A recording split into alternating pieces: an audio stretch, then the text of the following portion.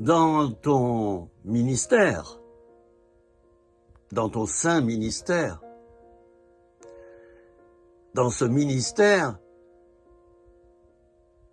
pour lequel Dieu t'a oint, car tout ministère émane d'une onction spécifique de Dieu. Et je dirais même que dans l'Ancien Testament, c'était la charge du prophète que de oindre les ministères, que de oindre les rois et certains grands personnages. Alors, dans ton ministère, ne reste pas seul. Il faut te protéger. Il faut te protéger de plusieurs manières, car bien évidemment, tu as un ennemi, tu en as même plusieurs. Alors je vais te dire quels sont tes principaux ennemis. Ton principal ennemi, c'est toi.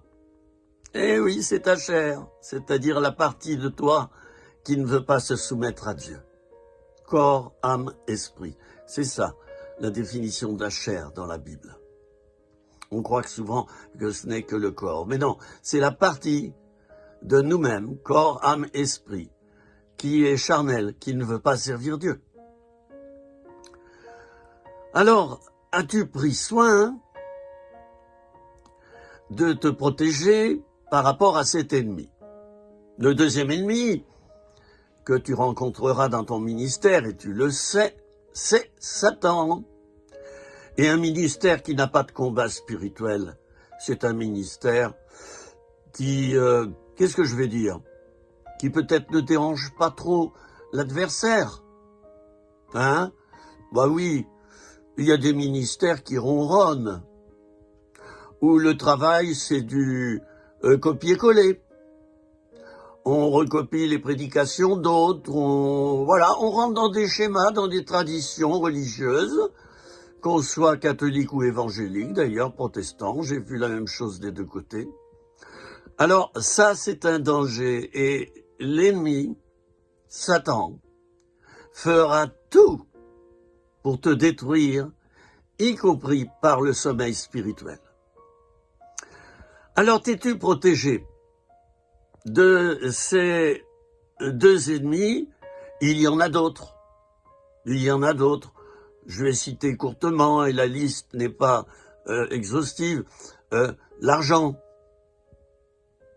le sexe, le pouvoir, l'amour du pouvoir, hein, tenir les gens en bride. Oh, il est fort celui-là.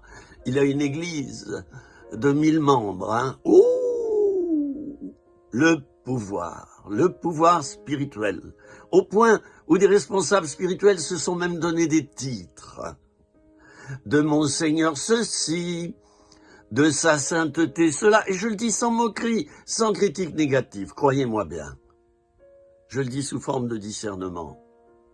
Mais s'arroger des titres comme ça, mais c'est anti-biblique d'ailleurs. Jésus l'a dit, n'appelez personne père. Bon, c'est marqué noir sur blanc. On a voulu passer outre. On voit ce que ça donne. Ben oui, revêtus d'un pouvoir, quelquefois qu'ils n'ont pas, eh bien certains tombent dans des abus sexuels sur des mineurs, dans des abus financiers, dans des abus de pouvoir effroyables dans nos églises, quelle que soit d'ailleurs la confession chrétienne. Alors est-ce que tu t'es protégé de tout cela? Personnellement, j'ai créé une petite équipe informelle autour de moi qui restera à travailler dans le secret avec moi, et leur but, ils ont tous accepté, c'est de me porter, de porter mon ministère. Alors j'ai plusieurs équipiers et équipières de prière qui prient constamment pour moi et que je peux appeler pour leur confier un sujet de prière.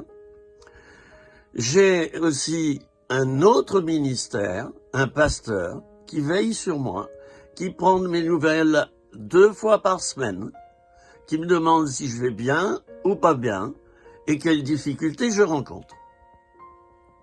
Et je lui rends d'ailleurs le même service.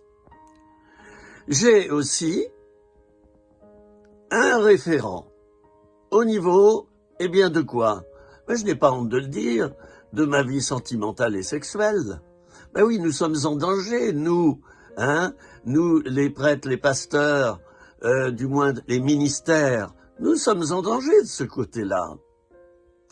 Et c'est bon d'avoir un référent à qui on dit, bah tiens, voilà, aujourd'hui j'ai eu un entretien avec une personne et puis j'ai eu des choses qui se sont réveillées, des sentiments qui se sont réveillés, et puis je sens que la relation n'est pas claire avec cette personne. Mais il faut pouvoir le dire le plus tôt possible pour qu'une intervention ait lieu.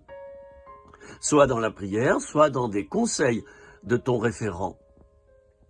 Et puis j'ai quantité d'autres personnes qui me conseillent, notamment lorsque je parle politique.